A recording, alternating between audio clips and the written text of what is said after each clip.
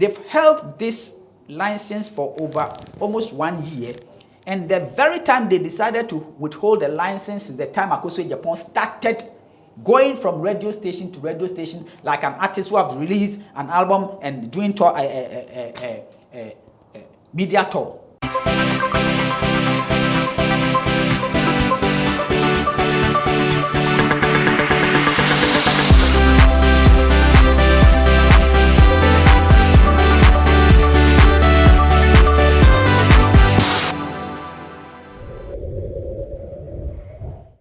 You're welcome to another exciting edition of Talkertainment here on GhanaWeb TV, and I am yours truly, Elsie Lamar. Today, we have here a legendary, a veteran musician who has paid his dues duly in the entertainment industry. He's one of the great stakeholders we have currently managing and steering the affairs of our musicians and things that have got to do with show business here in Ghana. I have the honor to present to you Mr. Rex Omar. Hello. Hi. I know I'm in your establishment, but I'll say you're welcome to the show. Thank you very much. Yeah. Oh, how's life been with you? It's been okay, a little bit stressful sometimes, but we're just managing. Well, when are we expecting the next manga though? Fortunately, this year marks my 40th anniversary as an artist. Oh, so wow. I have a couple of things in the pipeline. Okay. Yeah, so let's see. So we should expect a single. We can't wait. Hopefully there will be a single, but I'm trying to use this opportunity to also do some master classes around the country, and then I'll do one concert. But we will do the actual lunch in which you'll be invited in. I will come. I can't wait. I can't wait. Let's move into the more pressing issues I've seen, and I think we all have seen recently. It has been on for a while, but it's more, how do you call it, serious quite recently. I mean, your rift with Akosua Agyapong. When I say your rift, I mean GHAMRO versus Akosua Agyapong. She was on our show. She made a number of claims, and which I am aware that you know the ones that she's been repeating or things that she's been saying on and on and on. And I want to also hear your side of story about it. What is happening at GHAMRO, and what is happening between you and Akosua Agyapong? Thank you very much. Nothing bad is happening at GHAMRO. GHAMRO is a collective management organization. It's not an association per se. You know, people think GHAMRO is an association just like Musica. No. GHAMRO is a collective management organization. It's established to administer people's individual rights. So I happen to be the former board chairman. And as a chairman, I don't even have an office in GHAMRO. I'm not part of the day-to-day running. It's a policy board. We formulate policies and we leave it for the administration to implement. So our role is actually supervision, and then also making sure that the direction and the right things that we want to be done is done. GHAMRO is a growing concern. I mean, it's a young CMO. People want us to become like PRS and SASEM overnight. SASEM has been there for over 80 years. Some of them have been there for 100 and something years. So we cannot start a GHAMRO in a third world country that our incomes depends on people who don't understand why they have to pay. Members who don't understand the role of GHAMRO, just like the very person you are talking about, going around shouting, saying all manner of things because the media houses will give her a platform with no evidence whatsoever. She will quote from an audited public document, GHAMRO audited accounts. Then she will quote wrongly and interpret it in her own way so as to be able to lambast GHAMRO. What is happening with Akosua Agyapong? She went some time ago to form another rival organization went to Attorney General for a license to operate. And the Attorney General said, no, Ghana is a small country. Even the single collective management that you have, people are not paying. So if we give you another license, it will make the work even difficult. Then if we give you a license, it means we have to give everybody who comes a license. So can you imagine the chaos that will happen in this country where you have different organizations jumping from radio station to music users claiming royalties. So she was denied. And her strategy is, okay, if you're not giving me the license, then I'm going to badmouth GHAMRO. Whatever GHAMRO does, I'm going to just badmouth it until I get a license. That's what she's doing. She started this from Kojontwi's time. Then I was not part of the board, but Kojontwi formed something like advisory committee or something like that. So he put me on. We invited Akosua Agyapong to come with her evidences and her proof of all these allegations she's been spewing about. She came and had nothing to prove. Nothing whatsoever. When she left, I became the chairman of GHAMRO. The election was done, I became the chairman of GHAMRO 2017. Then Akosua started again. I formed a disciplinary committee according to our constitution. She's been invited twice. She's been written a letter, delivered the letter to her, to come with her evidences, because the constitution says if you have any issue with the organization as a member, you have to go through the procedure, bring that evidence and the issues you have. And if the organization is not able to solve the problem, then perhaps you can go ahead and do whatever you want to do. She hasn't done any of these things. For a member to go around telling all music users that don't pay because GHAMRO's license has been withdrawn, which is a lie. As I'm talking, none of the 3 CMOs licenses have been renewed. That does not mean it's been withdrawn. It's in the process, they are working on it. Just that it is overly delayed. So if you are a member and you're going around asking radio stations and TV stations not to pay, yet when distribution happens, you come and collect your money, what are you doing? So as for her issues with GHAMRO, she has no issue, because honestly speaking, if you claim somebody is embezzling from GHAMRO, embezzlement is thievery, isn't it? So when somebody steals, the best thing to do is go to police station, report with your evidence that I have evidence that this person or that person is embezzling from GHAMRO. Police will come and arrest the person and process the person to court.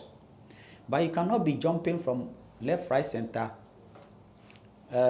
defaming people, assassinating their character over and over and over and over, and think that it is cool. I have been very patient because of my former relationship with her. But now she's crossed my red line. I will not accept building a brand for over 40 years for just somebody to tarnish my image. And because of my previous relationship, it will make people believe that whatever she's saying is true. And there's no iota of truth of what she's saying. She's ignorant. She doesn't understand what is happening. I mean, how can you expect GHAMRO to become a welfare organization? That's so anytime anybody dies, it becomes GHAMRO's responsibility. How? But is there part of your constitution that touches on welfare? You see, the highest decision-making body of GHAMRO is the General Assembly. The law that establishes GHAMRO says that whatever money you collect, don't spend more than 30% for your administration, and then distribute 70% to the membership. Yeah. But we knew that there are welfare issues in relation to artists, because we are in this country that a lot of big names will grow up and then they become like a public ridicule, and they start begging and all those things. So we had a meeting and we said, look, let us put in our constitution so that any money we get, we take 10% aside and use it as welfare. So this was agreed by the general membership, so it became part of our constitution. And let me tell you how this 10% is administered. When I became the chairman of GHAMRO, I invited, me and my board, we invited 4 different insurance companies to bring their proposals. So after we were looking for health insurance, life insurance, and then pensions. After a long deliberation, we landed on metropolitan insurance. So they gave us these 3 proposals. What our 10% could afford at that time was to pay for funerals. When a member dies, when a member's spouse dies, when a member's parents dies, they'll pay you some lump sum. That cuts across everybody, whether you are, it doesn't matter what your name is. Once you are a member of GHAMRO in good standing, you get it. Then they also gave us a proposal of health insurance.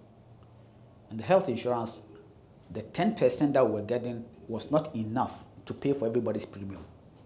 So we said, okay, we cannot pay for the premium, but then anybody, any member who is interested, because we negotiated with the size of the group, it made our premiums cheaper.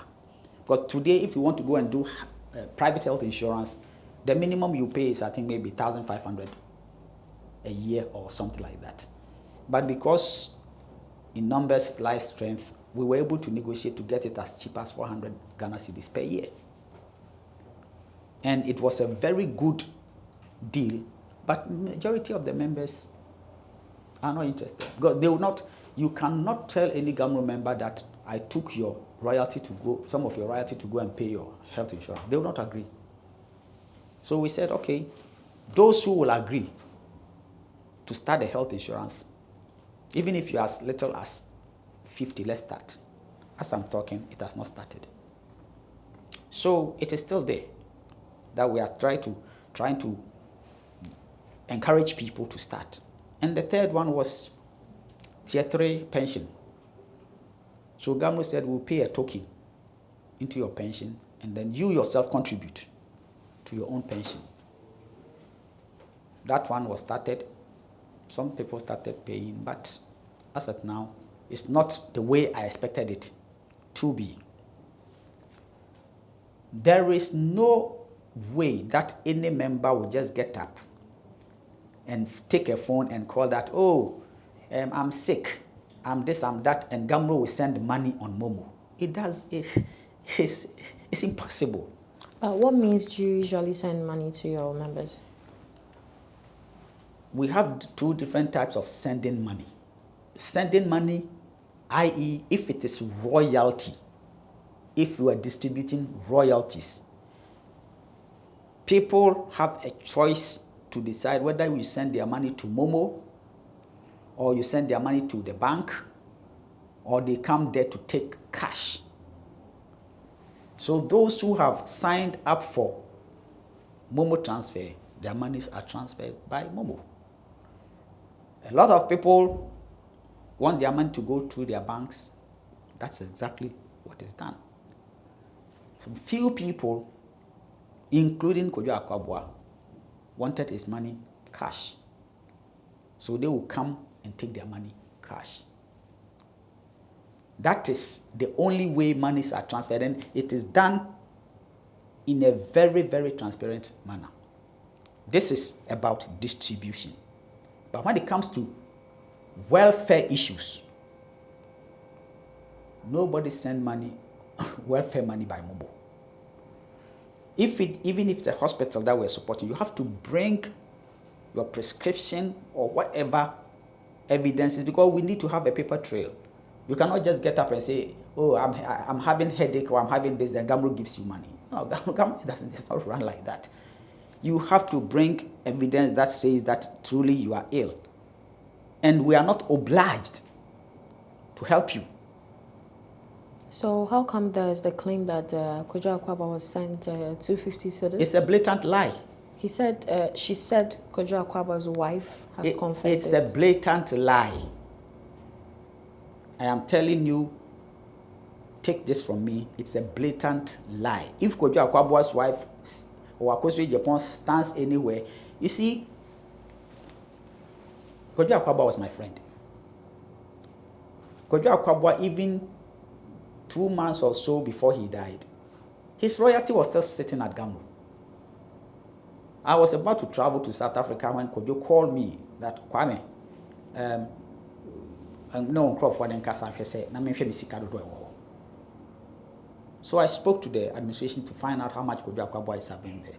So when they finished and they told me, I called him. Mr. Kojo almost was saying, because I know that he will always come there and take cash. There are certain things that sometimes you don't want to say in public. There are several occasions that Kojo Akwaboah will want to come and take his money, and he doesn't even want anybody to know. Not even his wife. Okay? And so when I told him that this is how much he's having, he told me he's not feeling well, so okay, I should wait. He will call me back to find out whether he will come there, or if he's not coming, he will tell me what to do.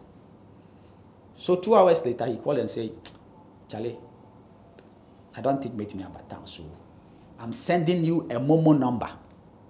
Because on our records, he takes his money cash, so we don't have any number to send money to him. I'm sending you a Momo number so they can send the money to me. So when he sent the Momo, I sent it to the administration. And I told them that he needs the money, so send it now and let me know when it's done. So they did it the same day. The following day I traveled. How much was he sent? I will not put it in public because it's not right. Was that his royalties? It was his royalty. And not money to buy medicine? No. I'm being categorical that Kojo Akwaboah has not been given any money given to him to go and buy any medicine. Never. What actually happened was, sometime he came there and he said he wasn't feeling fine. So GHAMRO people put him in GHAMRO's vehicle. The officers who went with him, Mr. Divine, Clote, and then Francis Chere, they took him to Lekman. So when they went there, I think it had to do with some prostate or something. Okay, so after that, GHAMRO paid the hospital. GHAMRO never gave any money to Kojo Akwaboah. So if anybody says that Kojo Akwaboah called, that he's looking for money to go to hospital and GHAMRO sent him 250, I'm saying it is a lie. If any such thing has happened, then maybe the person he called gave him his own money, which I've asked all the officers. Nobody said no. I mean, how?